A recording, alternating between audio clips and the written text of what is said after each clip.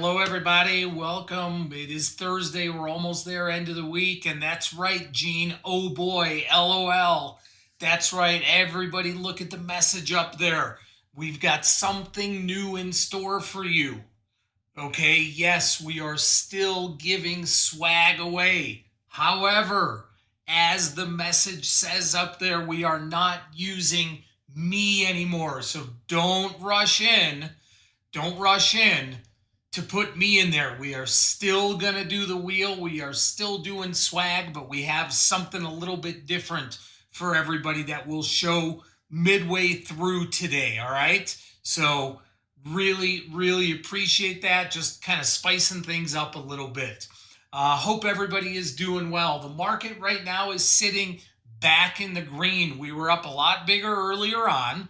A lot of that was on the news out of UPS, which made FedEx rally. We got a continuation in Texas Instruments. NOW Service Now is up pretty large. NVIDIA unchanged now. Google has rallied a little bit. So saw the markets up earlier. Interest rates have come down a little bit. So there's probably the biggest reason why we're seeing equities rally here is because rates are down a little bit today. We are off the highs of the day. We're also off the lows of the day. It was just about, I don't know, half an hour ago or so that we actually went negative. And I think I saw S&Ps down over 10 points at one point. Right now, we are up, what are we up here? About 10 points. All right, so let's take a look here at SPY. And we can see, here we are. Yep, we're up 9 points on the day right now. So again, pretty muted volume. We've talked about this muted volume here all week. Option volume is pretty low. Overall futures volume, not great. And you know what? I think a lot of this is just, some positioning and people just really trying to get where they want to be. Steven, you got to read, man. Steven, read the welcome today. There's no more me's. We're going to do something different. But people, just positioning ahead of the election. Overall jitters, market jitters, I don't think has a lot to do with the election right now. It has mostly to do with interest rates. So the fact that we are seeing rates come down a little bit right now, and let's see what the 10-year is doing right now. Yeah, the 10-year is down 4 basis points. It's basically back to 420 or just a notch or so under 420. So I know a lot of you like that number 420, but it is what it is, guys. I'm just reporting the news. I'm not making it up. What else do we have? What did I see going on today? Obviously, we have Tesla up huge. Tesla's up 20%. Let's look at this thing right here. To me, very surprising. The projected move that the market was pricing in was only about 7 or 8%. This thing's up 20%. If we look at this chart here, boy, could Tesla be up against some major resistance up here? You betcha. Okay, look here, here, here. So somewhere in the 260 to 265 range. Yeah, I'm probably looking to take a short position, whether it's selling a call spread, buying a put spread, calendar, whatever it might be. Tesla's actually a good one to look at as a lead-in to what I want to talk about today, and that is not just option volatility or implied volatility, but is how do you trade implied volatility around earnings? Why does it make a difference? Why can it be difficult? Okay, well, here's the reason why, and let's take a look at Tesla here. I'm going to expand this chart here. Okay, here's stock price, but what I'm going to do is introduce implied volatility. Okay, does everybody see that on the screen now? This chart. Does everybody see, excuse me, just a red line here on the chart.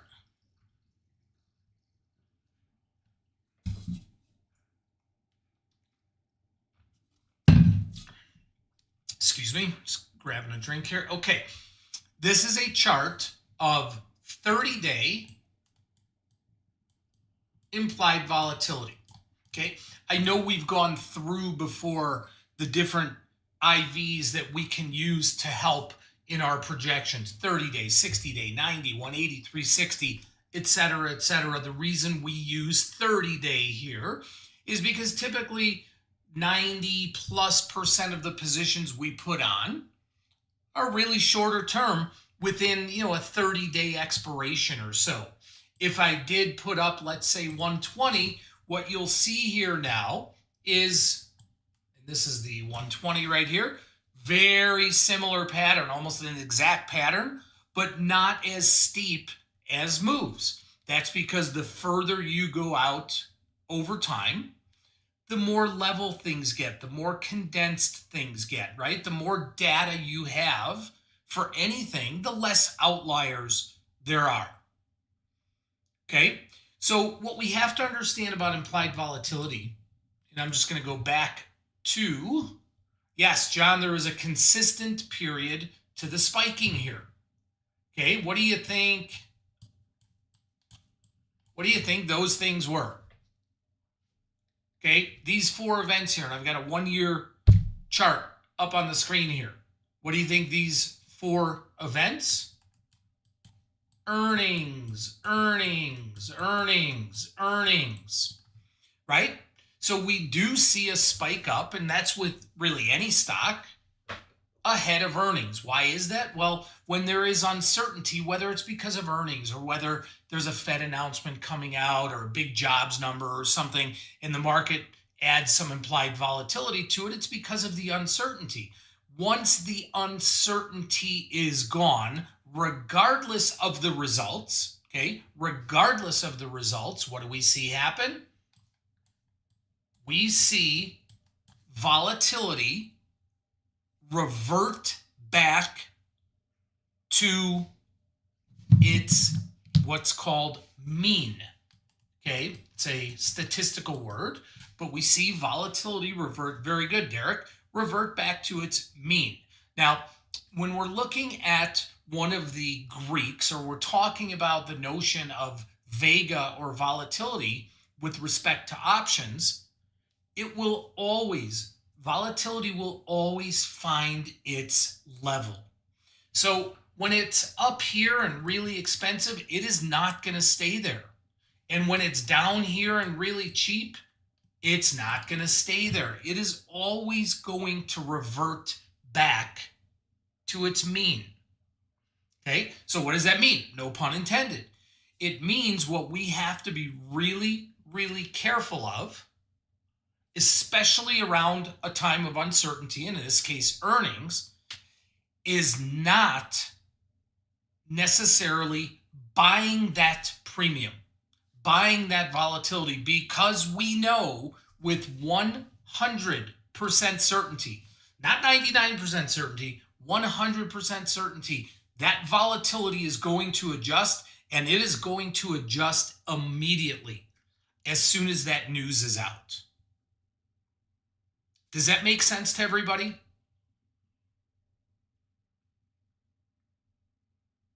So what we need to do, what we really need to do in anticipation of that, which we teach on a daily basis here, is we need to know, first we need to understand that concept, that volatility is going to change really, really quickly. And then we need to know, well, what's going to happen? How is it going to change? Okay, how is it going to change? Many people that I know, even traders that have been trading for a very long time, when they want to look at a potential position for an earnings play, don't take into consideration what will happen to implied volatility. And that is probably the number one biggest mistake, if you are going to trade around earnings, that a trader can make, is not understanding that there will be a difference. There will be a massive difference in option pricing. Let's take a quick look here. Okay, let's just take a quick look at what that difference could potentially be. Now we see, and I'm using Tesla because they had earnings yesterday after the close. We could use UPS that had earnings after the close. In fact, let's use UPS because there's actually even a bigger divergence in UPS. Okay, look at UPS.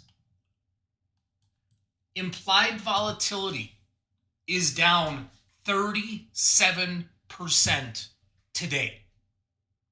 37%. We knew that would happen.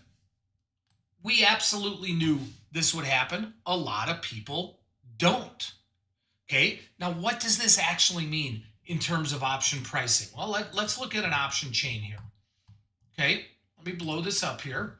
And UPS today is up $6. So it closed yesterday right around 131, 132. Okay. That implied volatility right now is around, 45% or so. Yesterday, that implied volatility was up at around 80%. Okay, that implied volatility, which is now trading 45 to 50 area, was up about 80% yesterday. Now, how many of you remember, how many of you understand and know what Greek it is that measures the change in the value of an option when volatility changes?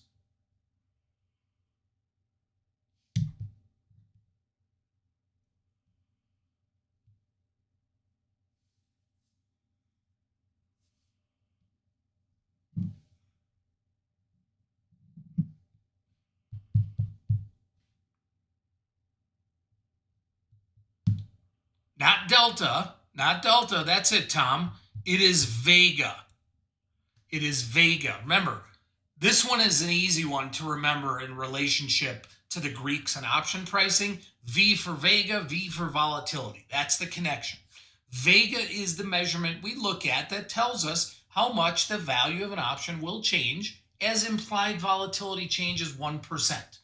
The Vega, okay, the Vega of those at the money options, okay, those at the money options yesterday in UPS is about 2 cents. Doesn't seem like a lot, right? Man, who cares? It's 2 cents worth of volatility. But that 2 cents plays a critical role when we know there's going to be a change, a massive change in implied volatility. So when I am modeling something for earnings, I am always modeling the value of the position after earnings, which means we have to realize there's going to be an adjustment. We have to make that adjustment and use that in our calculation to see if something is going to be good or not. Okay, Robert, you're obviously just signed in and you didn't see what we talked about at the beginning, and that's okay because I'm going to bring on something new here in a second. But let me show you something here, guys. And let's look now at the current at the monies here in, you too, Derek, in UPS. Okay, the current at the money strikes have an implied volatility of roughly 38, 39, 40%. And their Vega is about 3 cents. Okay, watch what happens if we expect that implied volatility to implode. Okay, if we expect that implied volatility to implode, watch what happens to the value of this option. So right now we're going to use the 137. trading $1.20. Implied volatility is 38. What happens if this thing does drop 30%, or let's say even 40%? A 40% drop in implied volatility would mean that thing is going down roughly 14 points or so, 15 points. So watch what happens to the value of this option when I change this implied volatility. It almost dropped by about 40-45%. Did everybody see that? Did everybody see that?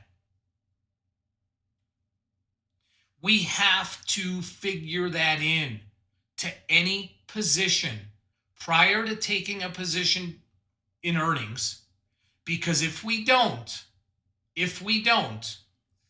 can get a move in the direction that you want. If you have calls and you get a move up, great. You have puts and the move is down, great.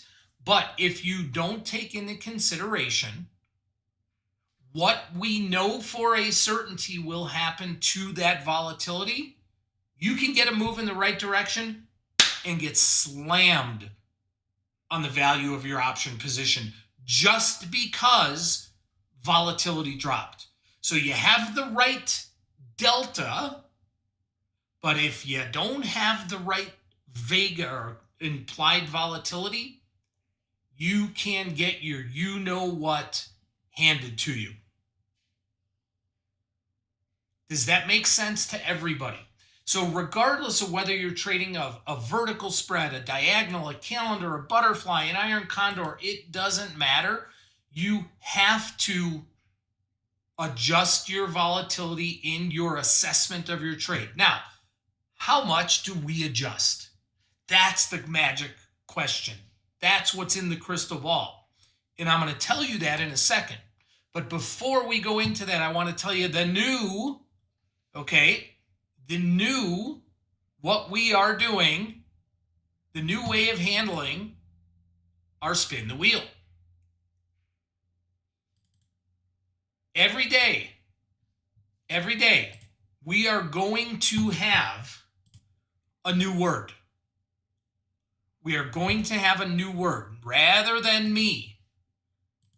Okay, we were getting a lot of feedback from people saying that was, really a distraction because we were having these me's coming through all day long. So every day we are going to have a new word,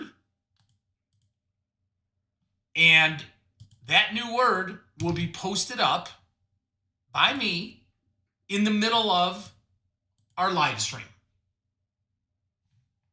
Okay, it'll be there in the middle of the live stream.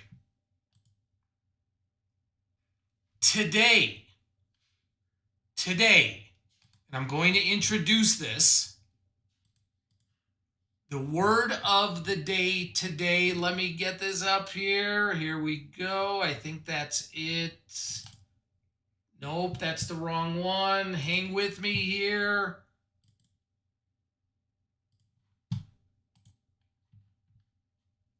Oh, where did that go? Just hang with me here, guys. Oh, man, I had this all prepared for everybody. Save as. Why did this not happen here? And I want to get back to our conversation so quickly.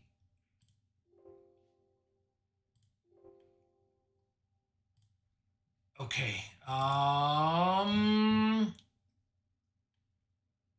on.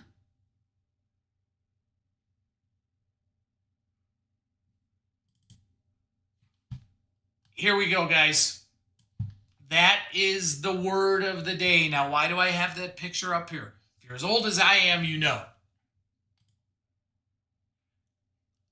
Why do we have that up there? Because for those of you that may remember, or maybe your parents watch this show, like I did with my parents, Groucho Marx had a show called You Bet Your Life. And he would interview people on the show. That's Groucho Marx. He would interview people on the show and try and coax them into saying a word of the day. And if they said the word of the day, this magic duck would come down from the ceiling with a sign that had the word of the day, and that person he was interviewing would win $100, $500, whatever it was at the time, because this show is really old. So that is our word of the day today. Swag. Okay, no more me. Every day that word is going to change. Okay. Now, we're finished with that. Let's get back to our discussion. How do we know how much volatility to adjust going into earnings? You will not find this information on the internet anywhere. You can Google it, you can go to YouTube, try and find it. You're not going to see anything. I'm going to tell you, rough $50, Gus, is that what it was? That was a lot of money back in those days. I'm going to tell you what we use. And I'm going to tell you what we use, and this is based on our experience of trading thousands upon thousands of earnings positions. Okay? In the first week, okay? So for instance, when I say first week, when I was talking about Tesla and UPS earnings that were this week, okay, we would expect a decline of roughly 50%. Okay, we would, expect a decline of roughly 50%. The next week, and whether it's the next week on a weekly or if it just happens to be a monthly expiration, so the next expiration,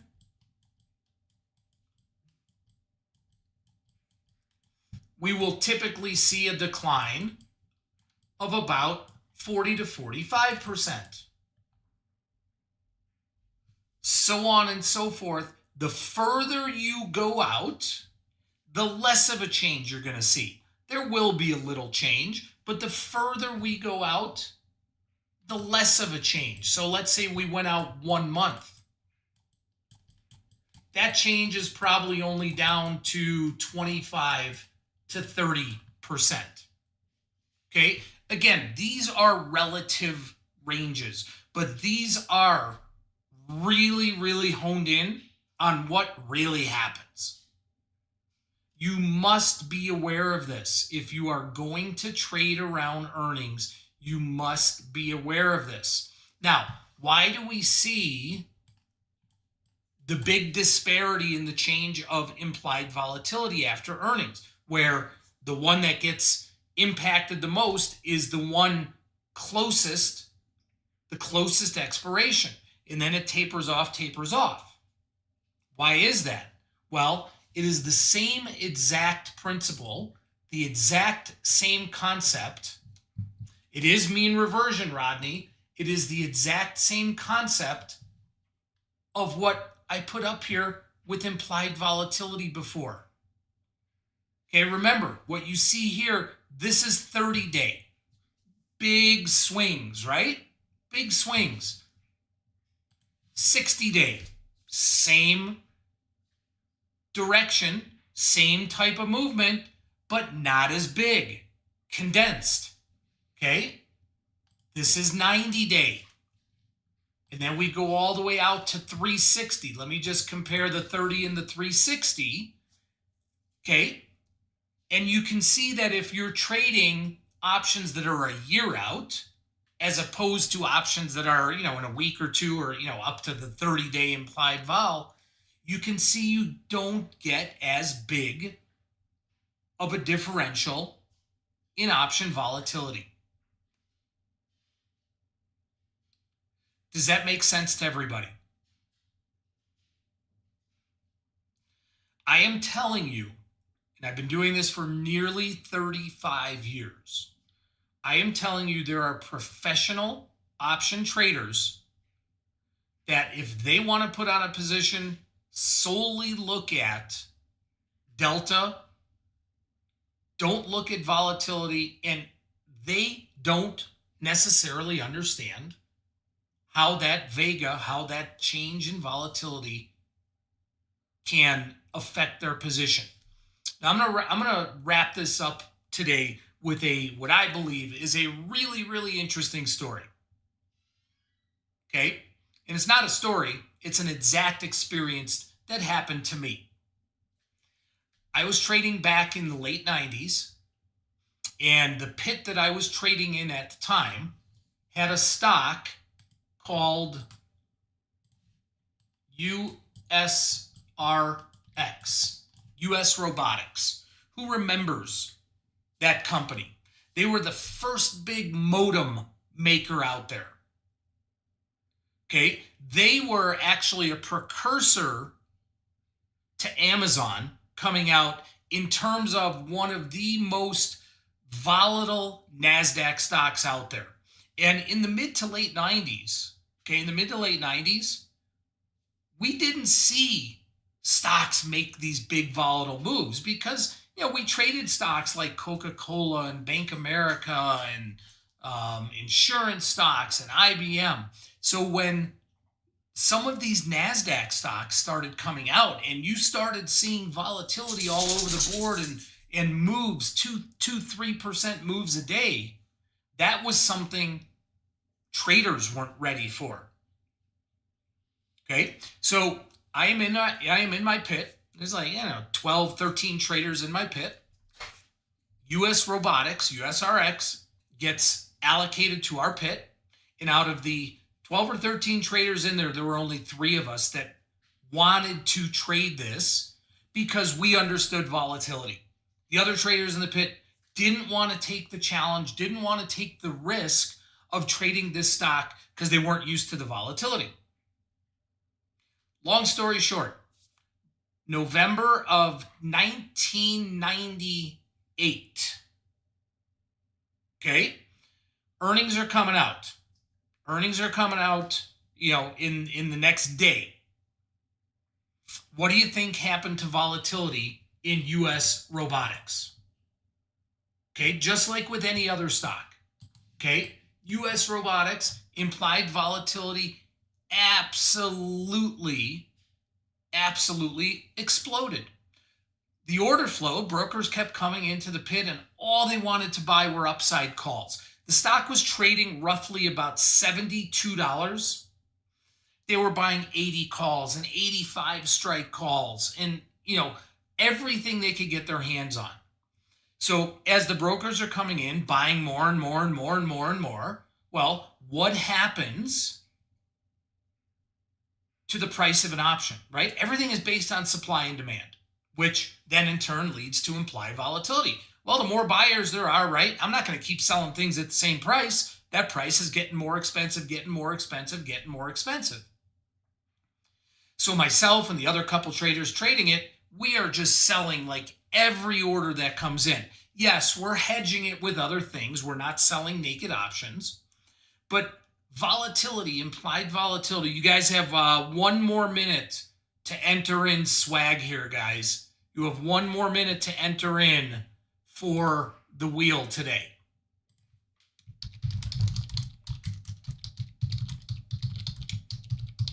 Okay, so we're selling literally, when I say we're selling boatloads, we're selling thousands of upside calls.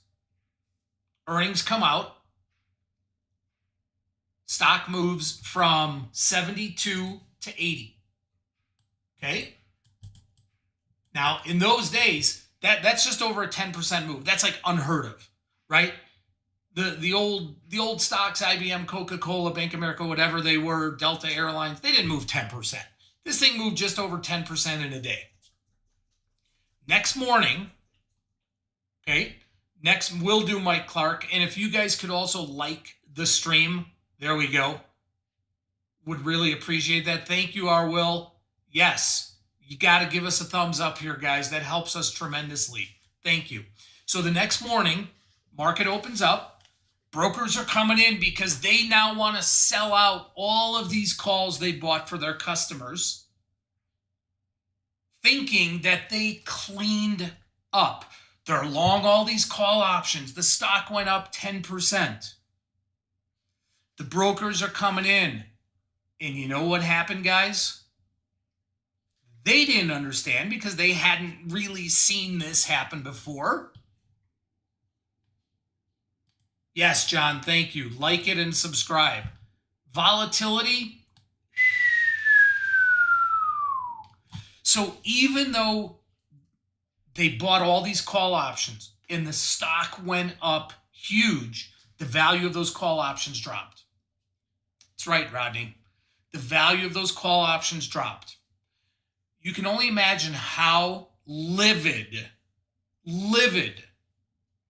these brokers were, because they have to, then report to their customers, boy, you had this position on, you were right, the stock went the right way for you, and you lost money.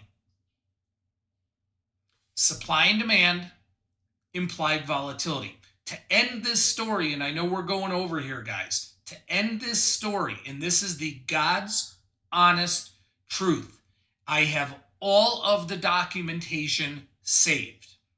About a week later, myself and the other two traders trading this, we get notification from the CBOE and from the SEC that we're under investigation for manipulating the markets.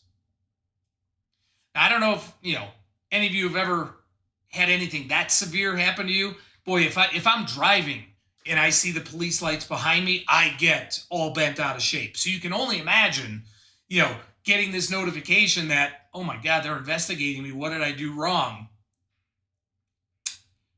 Had to hire lawyers. A week later, we have a meeting with the people from the SEC. I was the one that represented the traders, and I went in there, and in under 10 minutes, I showed them how implied volatility works and how it is all based on supply and demand. And before we left the room, they dropped the case. I did teach them implied volatility. And everybody, this is, I swear on my life, I swear on my dogs who are sitting here, 100% honest account of what happened. And it's all about implied volatility. That is the way that we're going to end this discussion today.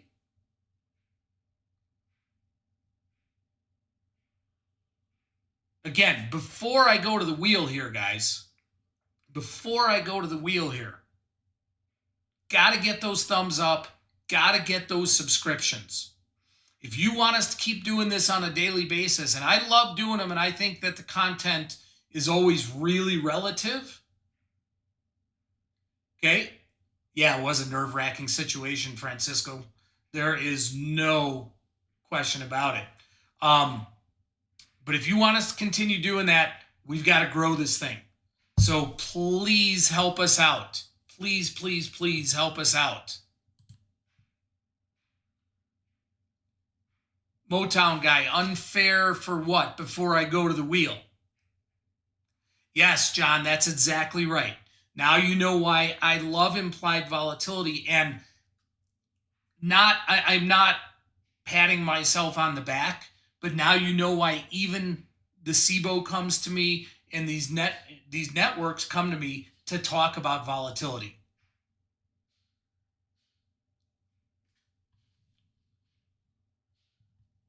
Why is implied volatility unfair, Motown?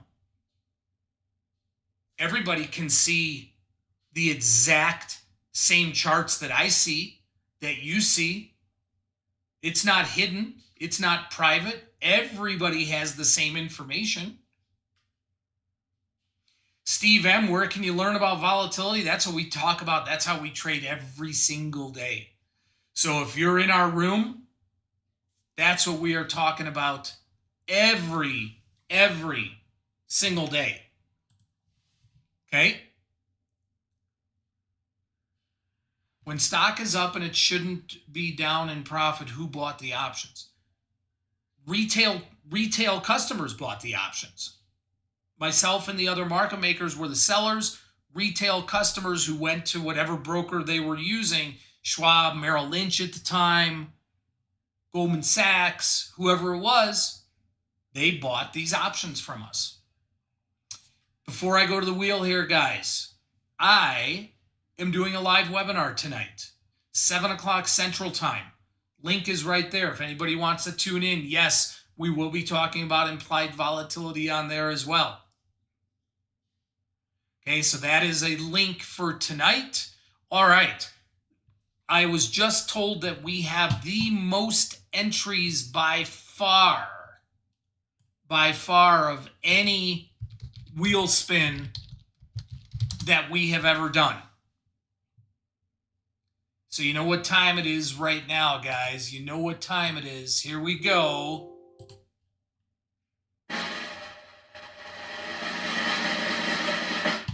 And there we go. There is the wheel. There is the wheel. Today is Frank or Sirius Frank Belmont. Frank Belmont, are you in the house?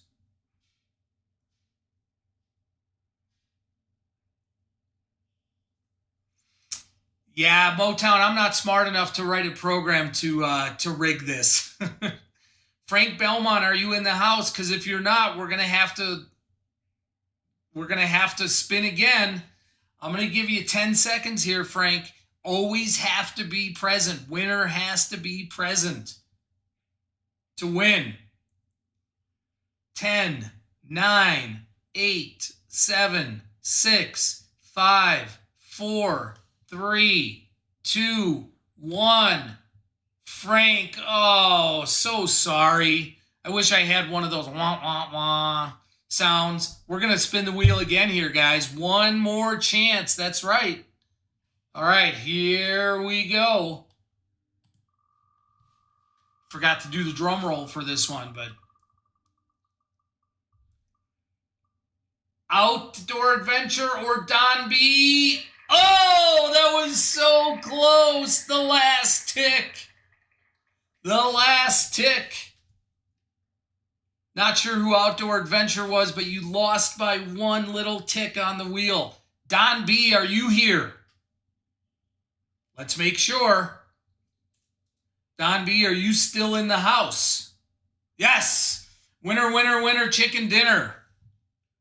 Don B, you know the rules, or you know the what we do here. Shoot me an email. Shoot me an email. prosperswag@prospertrading.com. Size and address to send to, please. All right, everybody. Hope this was a good one today for you. Again, I'm asking you, please smash that like button. Please subscribe. That's the only way we're going to be able to continue to do this. All right. Have a great day, everyone. Tomorrow is Friday. Never know what we're going to talk about. Maybe it'll be something to do with the election, since the election's only going to be a week and a half away. Who knows? But we will see you all tomorrow. And anybody that wants to tune in tonight, thank you, John. I am presenting a live webinar tonight. Okay, let me put that back up in here one more time. Hey, Ty, you are very, very welcome. There it is. There we go. All right, guys. Thank you so much. We'll see you all tomorrow. Have a great day.